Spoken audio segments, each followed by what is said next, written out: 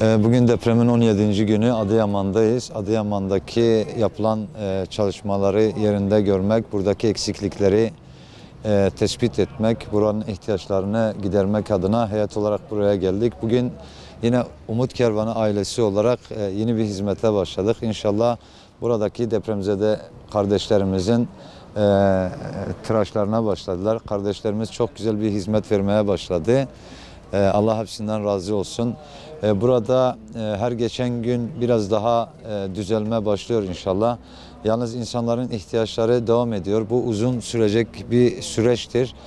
Tüm hayırseverlerimizin gözleri mutlaka deprem bölgelerinde olsun. Buradaki eksik ihtiyaçları karşılamak adına herkesin uzun bir süre bu deprem bölgelerine sahip çıkması lazım. Şimdiden yapılan tüm yardımlardan dolayı tüm hayırseverlerden Allah razı olsun. İnşallah biz buralarda olacağız. Bu kardeşlerimizin yaralarını sarmaya devam edeceğiz.